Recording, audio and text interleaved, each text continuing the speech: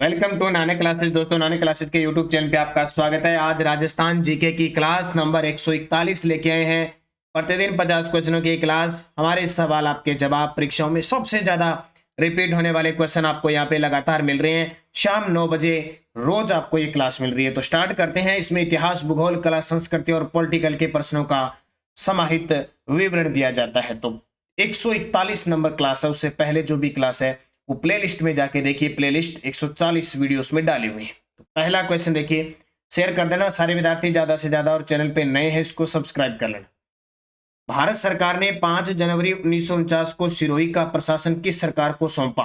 भारत सरकार ने 5 जनवरी 1949 को सिरोही का प्रशासन है वो किसको सौंप दिया था? मुंबई को। यानी उस समय क्या थी? बंबई थी। बंबई को सौंप दिया गया।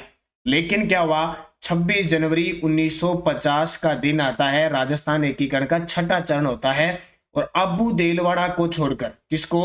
अब्बू देलवाड़ा को छोड़कर बाकी सिरोही किस में मिला दिया जाता है? राजस्थान में मिला दिया जाता है।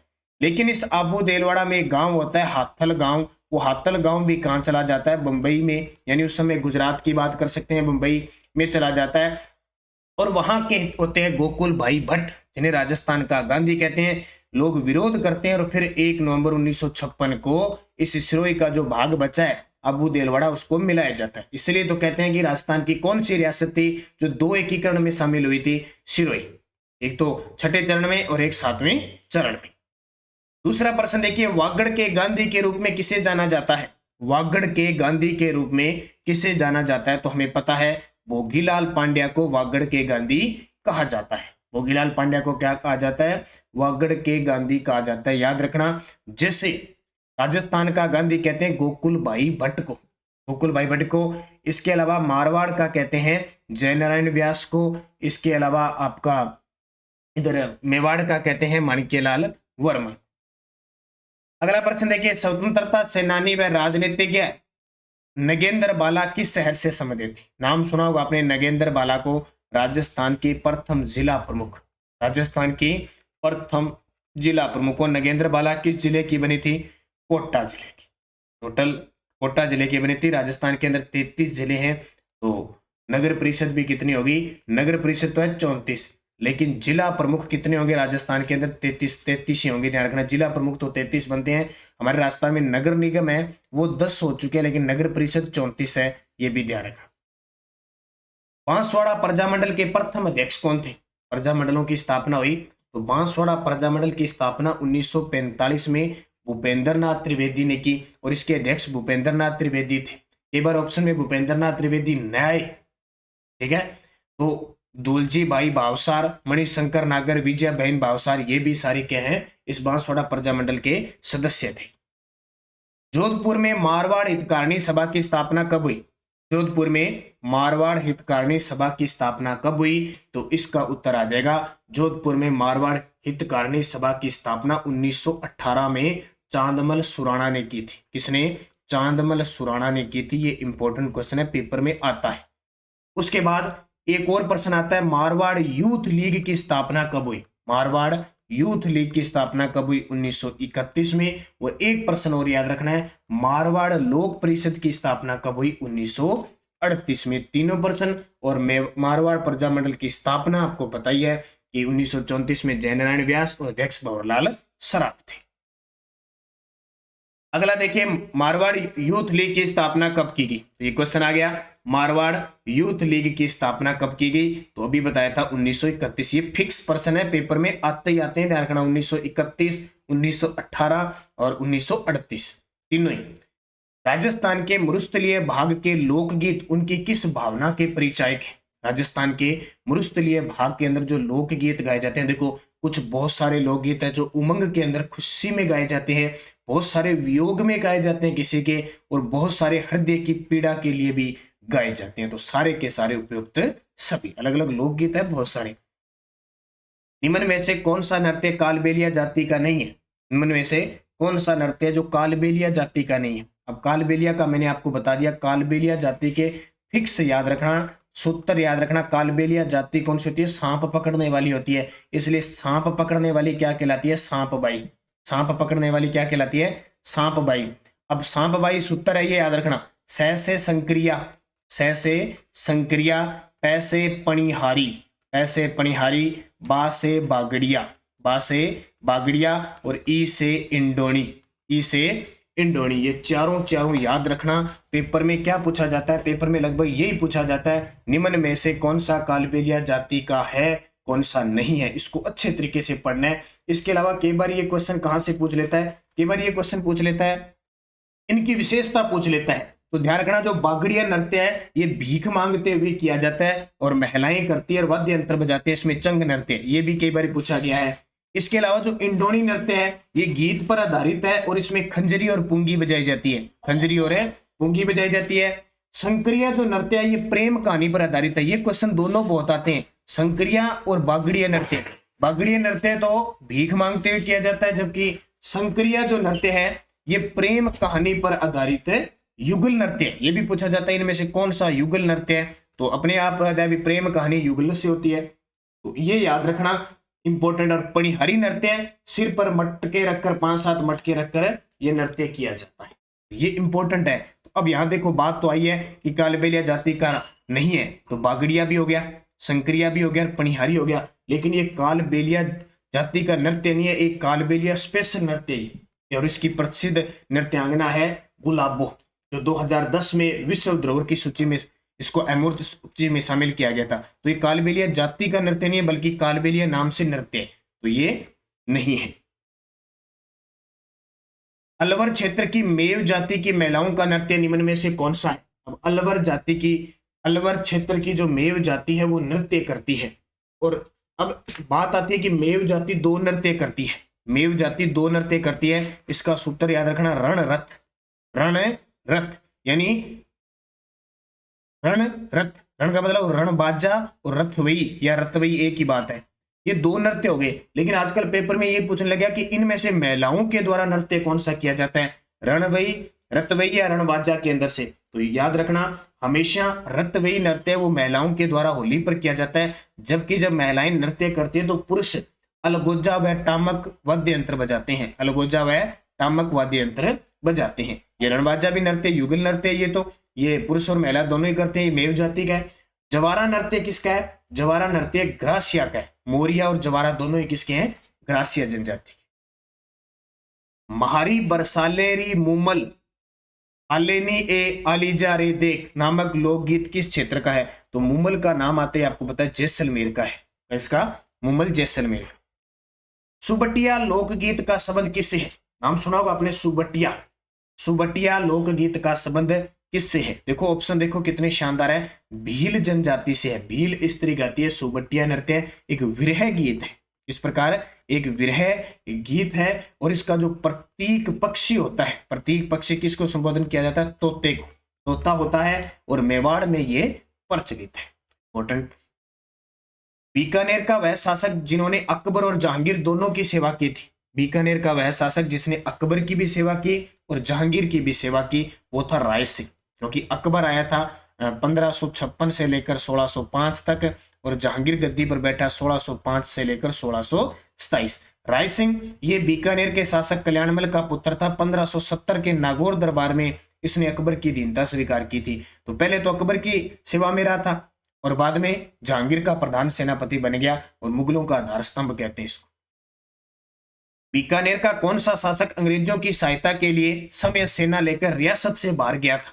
1857 की क्रांति के समय बीकानेर का सरदार सिंह था, जो अपनी राजस्थान में तो इसने अंग्रेजों की सहायता की राजस्थान से बाहर जाकर ये सिरसाकार, ये जो आसपास का क्षेत्र था ना, वहां जाकर भी क्रांतिकारियों को इसने खदेड़ा था।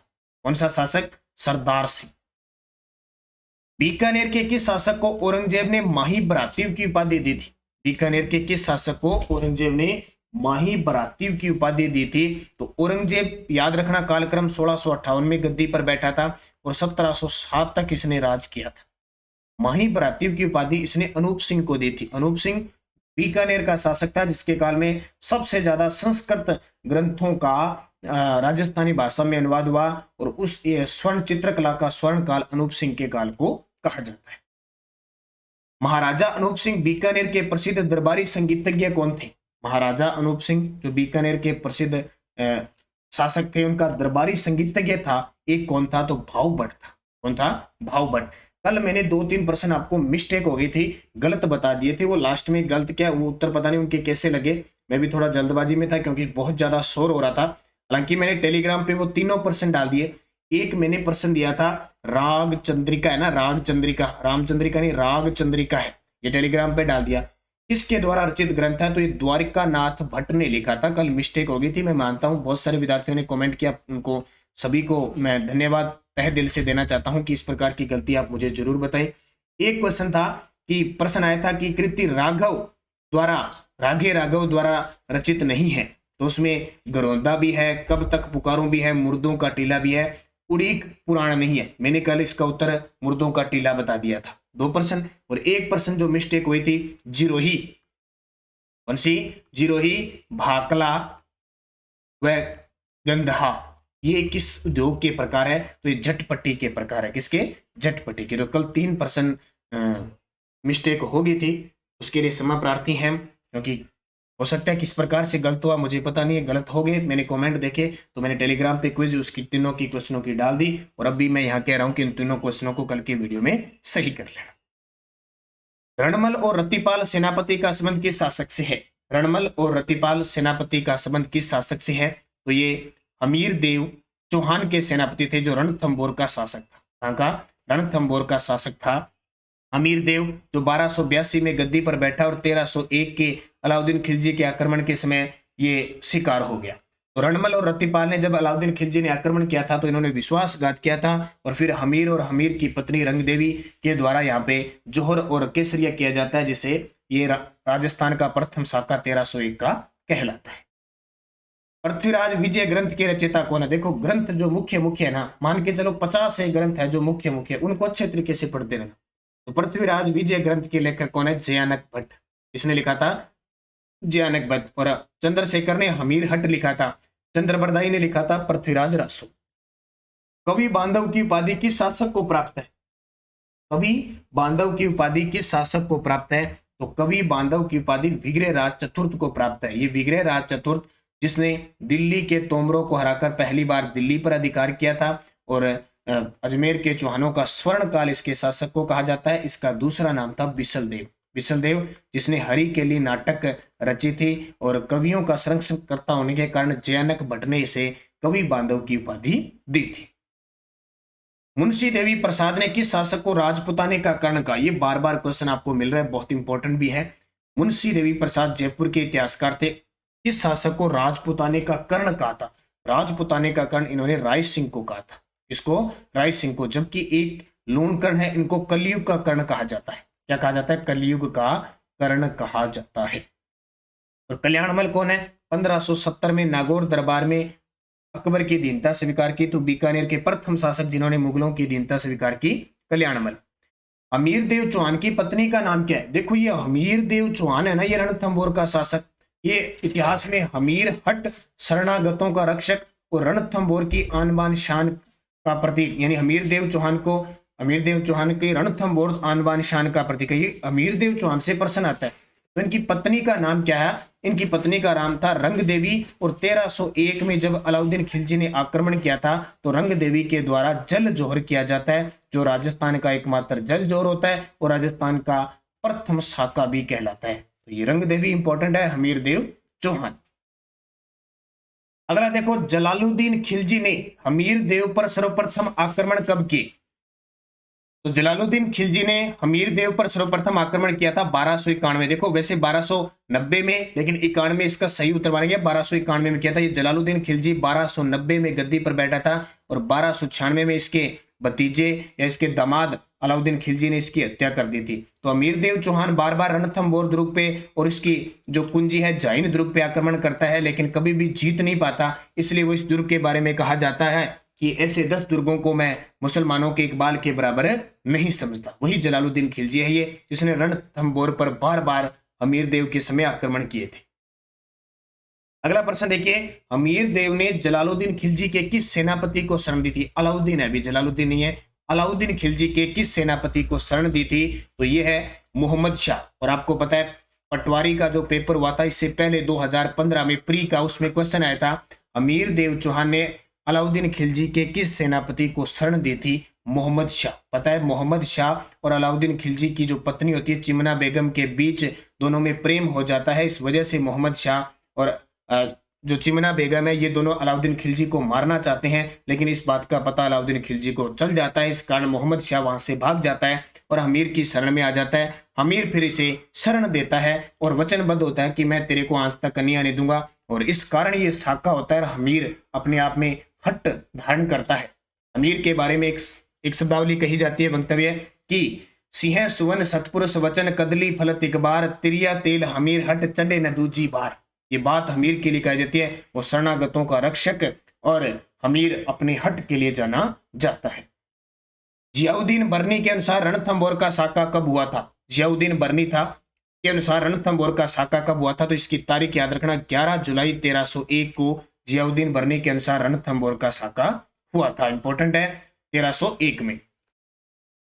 हमीर महाकाव्य ग्रंथ के लेखक कौन है? देखो पृथ्वीराज चौहान के हमीर के जितने भी ग्रंथ है ना और कुंभा के, वो अच्छे तरीके से पढ़ना, कोई भी पेपर में आता ही आता है। हमीर महाकाव्य लिखा था किसने? नयन चंद्र सूरी ने, जबकि चंद्रशेखर ने हमीर हट लिखा था। जोधराज ने हमीर रासो लिखा था, पृथ्वीराज रासो हमीर रासो लिखा था, और जय सिंह सूरी ने हमीर मदमर्दन लिखा था। बीकानेर के किस शासक के शासनकाल को बीकानेर चित्रशैली का स्वर्णकाल कहते हैं? तो याद रखना अनूप सिंह। मैं बार का कह रहा हूं, अनूप सिंह के काल को उस्ता कला का स्वर्णकाल भी कहते हैं, बीकानेर चित्रशैली का स्वर्णकाल कहते हैं। जब आपसे पूछे जयपुर चित्रशैली का स्वर्णकाल किसको कहते हैं? प्रताप सिंह और उसके बाद में राम सिंह द्वितीय को कहा जाता है, ये ध्यान रखना। इसके अलावा मारवाड़ का पूछे तो मारवाड़ का कहा जाता है मालदेव को। मारवाड़ का मालदेव से प्रादुर्भाव हुआ था और उसी समय यह अच्छे तरीके से चला था। करण सिंह को जालंधर बादशाह की उपाधि किस मुगल बादशाह ने दी? देखो महाराजा, माही बराती, जालंधर, सूर, ये उपाधियां इतनी इंपॉर्टेंट है कि अधीनस्थ बोर्ड है ना, जो बोर्ड है RSMSSB, ये तो पूछता है बार बार। तो जालंधर बादशाह की उपाधि दी थी औरंगजेब ने। किसने? कर्ण सिंह को जालंधर बादशाह की उपाधि दी थी। मुंशी देवी प्रसाद ने राजपुताना का कर्ण की संज्ञा किस शासक को दी? तो ये दोबारा क्वेश्चन आ गया, तो राय सिंह को दी थी। किसको? राय सिंह। गंगा लहरी दसम भागवतरा दोहा ग्रंथ के लेखक कौन है? गंगा लहरी और दसम भागवतरा दोहा ग्रंथ के लेखक है पृथ्वीराज राठौड़। ये वही पृथ्वीराज राठौड़ है जिन्हें पित्थल के नाम से पुकारा जाता है। कन्हैयालाल सेठिया ने अपने साहित्य में रचना की है।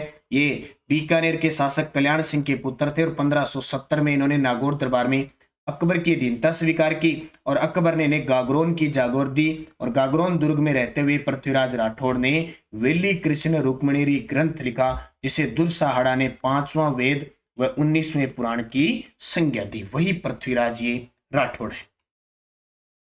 वेली कृष्ण रुक्मणीरी ख्यात को 5वें वेद की संज्ञा किसने दी? तो अभी बता दिया मैंने, दुर्साहड़ा ने 5वें वेद की संज्ञा दी थी और 19वें पुराण की संज्ञा दी थी।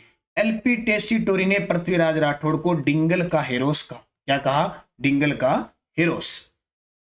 निम्न में से किस स्थान पर नागणेची माता का प्रसिद्ध मंदिर नहीं है?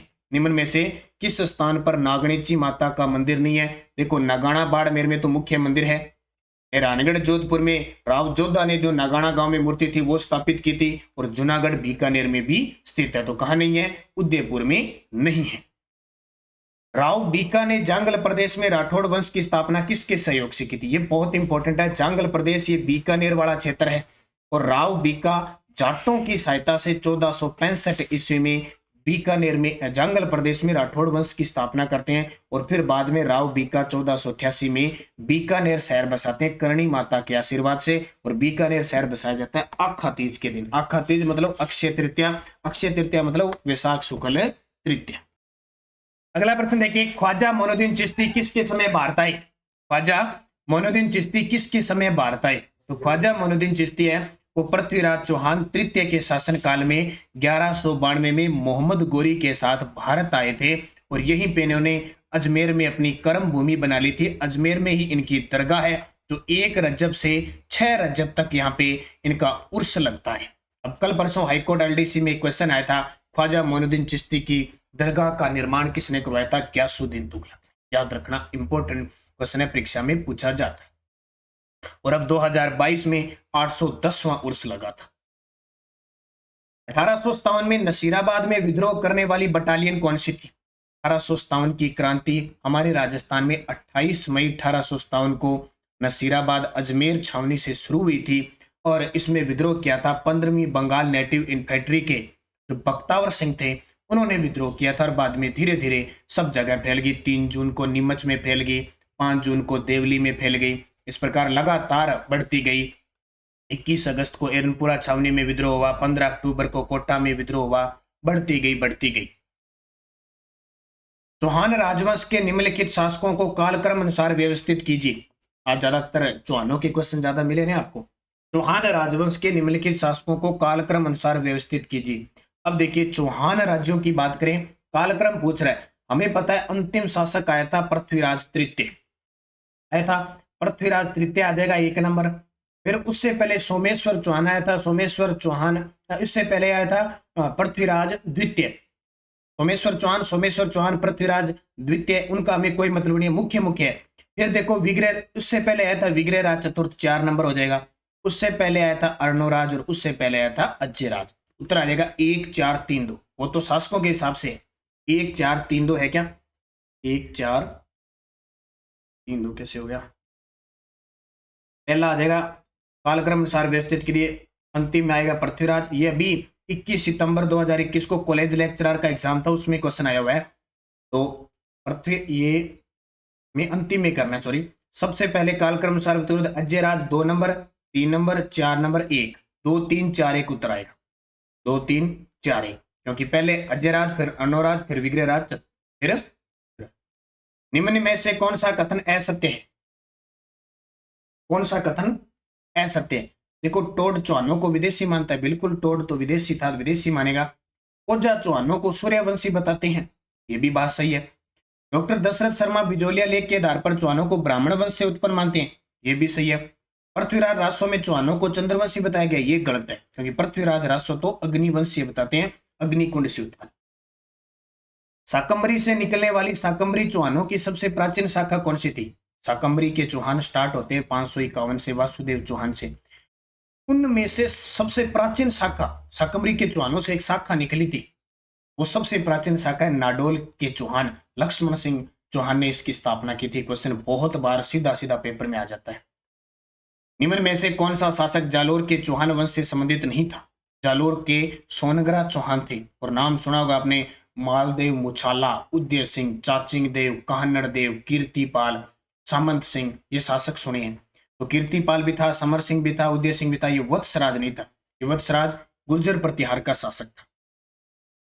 चौहान वंश के प्रतापी शासक विग्रहराज द्वितीय ने अनहिल पाटन के किस चालुक्य शासक को पराजित करके उसे कर देने को विवश किया था? वो था मूलराज प्रथम। अजमेर के किस चौहान शासक ने दिल्ली की तोमर शासक को पराजित करके दिल्ली को अपने राज्य का अंग बना लिया था?